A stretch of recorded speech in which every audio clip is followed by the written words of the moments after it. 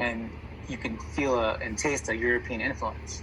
And you can also taste something that you eat in the Philippines, and it's a pure Malay or a pure Chinese influence. And for me, that's the importance of and reflects Filipino culture in general, where we can say that we adapt and we make things better, just as Filipinos. Now, your parents migrated here early on in the 60s, 70s, or whatnot. Early 70s. Early 70s, and you're one of the first Filipinos in Cerritos. Remember back in when they used to have the dairy farms there, right where the Cerritos town center is at? People might not know that Cerritos used to be a dairy farm area. For you, how was it? Was it hard for your parents to find ingredients for Filipino food, and while growing up, what was the typical Pinoy dinner that you guys had? Well, I think anyone that grew up here in the 70s would have to go to a neighborhood Filipino market, whether it was here in Cerritos, ours was in Artesia, or you go to LA and find ingredients you're looking for. And a lot of the ingredients that we have here now, we didn't have 40 years ago.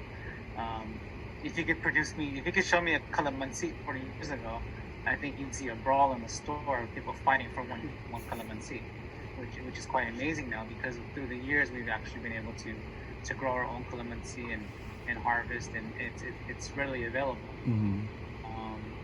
Things like patis, if you needed to buy patis for seasoning, you might have to go to an Asian market and not buy a Filipino brand, but a brand that's commonly there from another country. And I think the ability of us now to have accessibility to all these important ingredients has just made it a more even playing field for Filipino food to compete with other foods, because now we've got all the ingredients and we've got all the ammo to make our food as good as it should be. Right. And then also in regards to the Filipino ingredients and all that good stuff, was there a time that you couldn't wait for a relative from the Philippines to come back from the Philippines to bring some kind of like Filipino desserts, or like suman or whatever, or calamay, or say even chippy, even the snacks? Absolutely. Was there anything that you really? Well, like growing up here, you always appreciate when someone brings some polvoron or some snack chips or anything like that. And even to this day, something cooked in the Philippines still tastes a little bit different than something cooked here. And it's not because the ingredients are so much different, but the way that they cook it, the preparation is a little different in the Philippines. If you pick something up from the province in the Philippines, it's going to be cooked with wood or charcoal rather than just gas, and that's when it's like a really old-fashioned, old way of cooking. So it's always amazing, and it's always wonderful to get things from the Philippines, and things that you miss, and things that kind of bring you back to memories that from how many years ago. Right. And then for your restaurant, is there anything that you definitely have to get from the Philippines to make it authentic or whatnot?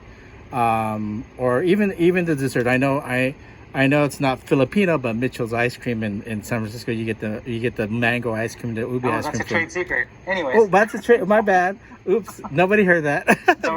No, anyways. But, everything that we have in the restaurant is sourced locally. We're able to find all the ingredients that we need. Things like calamansi aren't readily available all the time, so we've had to tweak recipes to substitute those flavors. But hopefully they're on point, and they're as close to where they should be. Mm-hmm, mm-hmm. And then, what is the most for you? What do you consider is the most important dish, Filipino dish? I would say that, for me, the most important dish throughout the Philippines would have to be adobo, and not because I'm specific to the way it tastes, but to the fact that in every region they have their own version, and each version of adobo kind of reflects upon the culture of that region. So, show me your adobo, show me your culture. Right. And I think that's the dish that shows everyone where they're from, and you can really taste the difference as far as a different version of each dish. Mm-hmm. And it's amazing. You can have someone from the Bicol region could say this is adobo, and it's got a lot of coconut milk in it. Mm-hmm. And I'm not saying every version does there, but there's little subtleties to each region that make it change a little bit. I'm from Pampanga. My wife is from Laguna, and we have totally different versions of adobo. But at the end of the day, it's still adobo, and it's still our culture. Right. Now, for you as a managing partner of a Filipino restaurant, is that one of those challenges where some people, because of regional variations, is that an issue sometimes in regards to like sisig, for example? You got another restaurant that does it sisig is crispy, that a lot of Latinos love, but the true sisig is like what you guys have is more softer or whatnot. Yeah, I think that's just part of acceptance. As far as we at Gerry's, we try to bring the best of each region out, and try to bring out what we feel people will like the most. Mm-hmm. Not everyone is going to say, okay, that's not sisig, that's something else. Not because we want it to be different, but because we can't serve 50 different versions of sisig or 50 different versions of a dish. But we try to incorporate what we feel would give us the most customer satisfaction. Right. Okay, so before I open up to everybody in the room, Ray, go ahead and shout out your restaurant, where it's at, and any social media, and all that good stuff. Well, come out anytime to Gerry's Grill. We're in Artesia, Cerritos area on the border of LA Orange County. We're open every day now. We've got outdoor seating. We've got plenty of space. We follow all regulations made by the county. We've got 6 feet between tables, 6 feet behind tables. So come out, feel safe, enjoy the food. You can find us on Facebook and under our Gerry's Grill Artesia. You can find us on Instagram, same tag. So I wish you guys all, good eating and luck, and I'll talk to you soon when you have questions. Yeah. All right. So anybody that has questions, go ahead and mute yourself, and just if you want to shout it out, go ahead and say your question or anything like that, or you have any comments or statements. We're open. Christina, Norma, Hondo, Willie, Arlie, Bev, anybody? I'm just hungry. You're just hungry. I think we all are, right? Hear you. Oh, Ray, it's all your fault. So I guess I can say, for all of you guys, if anybody wants to answer this, what is your go-to Pinoy dish that you have to have if you go to a Turo restaurant, or you make it yourself or whatnot, or you go to a sit-down restaurant like Gerry's Grill? Actually, the kinilaw in Gerry's Grill is very good. That's my go-to food in there. The pork and the fish with vanilla bean and some San Miguel beer. Oh, Yeah. oh yeah! Everybody forgot they do have a bar there. We do have a full bar, and it's still open right now, even though we're out in the parking lot. Yeah, that's what I was gonna say. My favorite is actually the bar. Does that count? Yeah, Definitely, counts. definitely. Yeah. Yeah. Honda or Willie, have you been, or Norma or Arlene, have you been to Gerry's Grill at all? I've been to Gerry's Grill, but in the Philippines. Oh, in the Philippines. In the Philippines, though. Well, Yeah. so Yeah, I've gone to Gerry's Grill. okay. Anything that you like over there, Norma?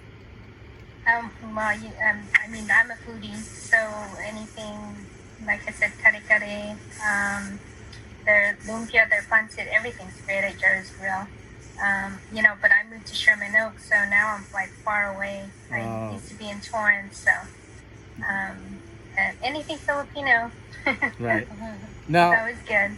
anybody else have any questions or anything any comments about, like, what is your go-to Filipino food, or that important ingredient that you have to have at home, in a Filipino household, in a kitchen or whatnot?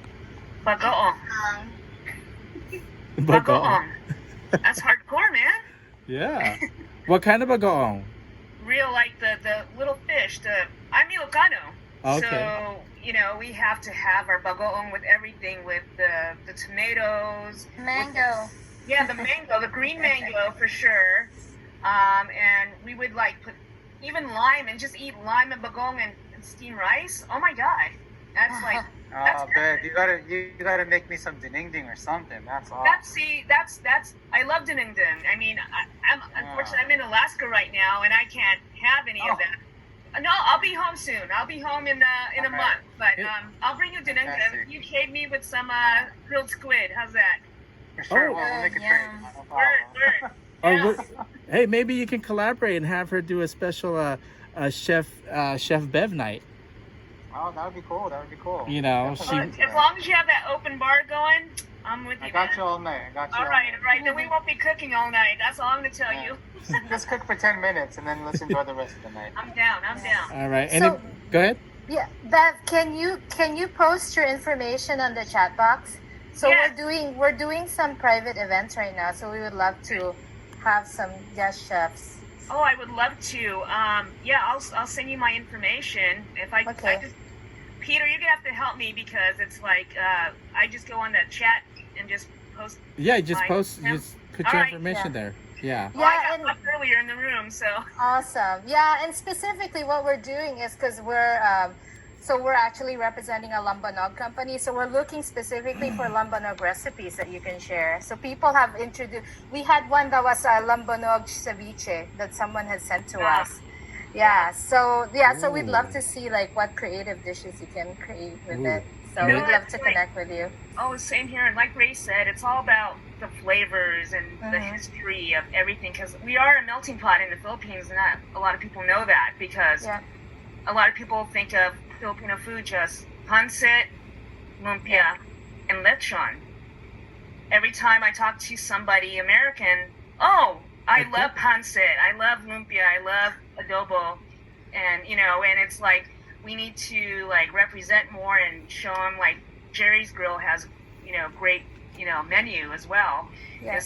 And doing something like this and what you're doing, I think would be a great way to open the minds up besides lechon and pancit and all that stuff. Yeah, And, absolutely. And I think that we need to be less scared about how people are going to react to our food. Exactly. Because in the past, a lot of us were scared to say, "Oh, try this, try that. This is what's in there," and people they're not scared. They're open-minded. If we take away the apprehension that we have about sharing our food and our culture, then I think it'll just explode, and people will appreciate it more. I agree. Yeah, absolutely. All right. Go ahead. Special shout out. This is actually totally out of this conversation, but shout out to Gerry's Guild. I actually met your husband there, so. Oh wow. Special moment. So All right. I sort of put it out there, so thank you. Making memories. There you go. Gerry's Grill's making memories. Anybody else have any more questions before we move on to spotlighting Bev and talk about her? Talk about maybe food culture and history of Filipino food. Anybody else have any questions or comments right now? Yeah, well, just a quick thing to Ray, if you can also put your info on the chat box, like we'd love to connect with you afterwards. Okay, we'll do. Good deal. All right, thanks, Gray. Really appreciate it. Good friend. Oh yeah, he's a dentist too. So if you need any I know. good That's why I'm wearing root scrubs. canal and all that, he's good at that. I'll All hit right. you up for that too. Oh yeah, for sure. All right, so next up we have Chef Bev Lazo. She's a FilAm chef who worked in the restaurant industry since she was 16 years old before becoming a chef. She was in the recording engineering and radio at LBCC. Everybody should know Long Beach City College, and she studied culinary arts at Long Beach City College. And then also she was on various food shows like Hell's Kitchen Season 12, Cutthroat Kitchen Season 10, Man vs. Child Chef Showdown Season 2, and The Best Thing I've Ever Made. Welcome, Chef Bev. We actually watched your video from Hell's Kitchen already while you were on. I'm glad I wasn't in the room. So Memories. Memories. Well, Bev, Yeah. being on the TV show and all that good stuff, were you able to spotlight Filipino food? You know what? I think my first dish that I served for the first episode had an influence of our culture, the Southeast Asian culture. And so I did a lot of heavy flavors, a lot of seasoning, because that's just what our culture is about. Again, we go back to the big melting pot of different flavors from everywhere. And that's what I spotlighted, and that's what I still spotlight as a chef, is all these delicious flavors that meld together and that work together. And so I did spotlight a few times on Hell's Kitchen, Yeah. without getting yelled at, hopefully, Right, and I know Ray was talking about how Filipino could be considered the original fusion food of the world, especially Southeast about Asia. Um, did you do a little bit of research of Filipino food and how it came to be to the present day or whatnot? How important vinegar and soy sauce was to the Filipino cooking? Well, I mean, growing up as a, I came to America when I was 3.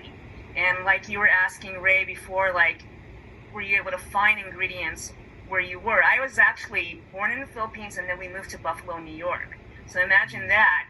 Yeah, it's like Buffalo. Filipinos in Buffalo, New York. And That's a tough one. it is a tough one. So I remember as a kid, we would go to Toronto, to Chinatown in order to get those ingredients to cook at least something authentic, or as a family. So it was hard back then to you hear from the family that, oh, we need this and that, but we can't. We have to work with what we have. Just like a chef, work with what you have, right? But growing up, again, vinegar was always prominent. Garlic was prominent. I talked about bagoong, the fish, a lot of pork was involved. So growing up, I remember, grandma always had something in vinegar,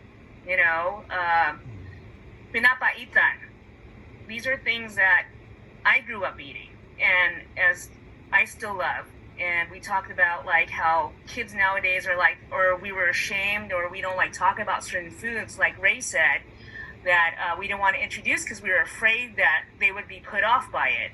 That's why people would say, "Oh, here's chocolate meat," and we wouldn't tell them, or what kind of chocolate is that? Or it's chocolate meat, but we didn't want to tell them that it was pork's blood or beef's blood.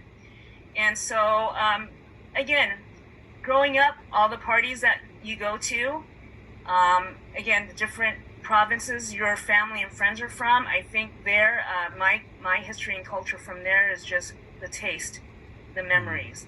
And again, for me, I remember vinegar, garlic, and lasa bagoong in my life. And I miss that. I really do. Yeah, and for you, what was the first thing that you learned how to cook, especially being a chef that you are today? First Filipino? The first thing I cooked, I grew up in Carson, so the first thing I did was like any Filipino-American kid, like, I don't want to, eat Filipino food. I love hamburgers from McDonald's or, this and that. First thing I made was actually a pizza. I made pizza, and I made it for my friends, and I rode my bike and delivered pizza to them. That was the first thing I actually made. Uh-huh. And that was like 12 years old. Wow. And then what was that first Filipino food that you finally decided, I'm gonna embrace my Filipino culture and Filipino food? I don't know if you can consider siomai. I think siomai is Filipino influence too. So Yeah. I mean, it's Chinese Filipino, but that was like the first thing. I hosted my own birthday party, and I made siomai for my friends. Wow. By I yourself? should charge them, but looking back, I should have. I guess you can say like the lumpia in Shanghai, when a lot of people think of the best egg roll, they like Filipino lumpias, and they call them, Filipino egg rolls, Right. Right. Do you see that as a part of way that non-Pinoy started learning about the Filipino food and the cultures, that it was because of the fusion of Filipino food and other ethnicities like Chinese, how we have a lot of Filipino food that has Chinese influence and Spanish influence, from menudo to the adobo, which originally for Spanish was made with wine instead of toyo. Right. Well, with the lumpia, again, it's Chinese influence. I think when we introduce that to any kind of party that anyone's invited to, I think that's, like we talked about, that's the first thing people look for, is the lumpia. And I don't think they realize it's egg roll to them. Mm. So it's that one set mind, that's Chinese food to them. But they don't know the history of how lumpia became for us as a Filipino culture. And menudo, it's a whole different thing. Menudo it could be a Mexican menudo. It could be, when you say menudo to somebody who doesn't know Filipino food, they're going to assume the menudo from, with the beef feet and the hominy. So again, it's like what I've noticed is when you talk to somebody about Filipino food, they only know those popular items versus what we're talking about menudo, and not knowing that adobo was made with wine at first, you know. Right. Now, do you see, is that something that we need to bring out? Because you see all these other ethnic foods, like all of a sudden you see a lot of, everybody likes Korean food, everybody likes pho, and so forth and so on, and Filipinos are the largest Asian group here in California,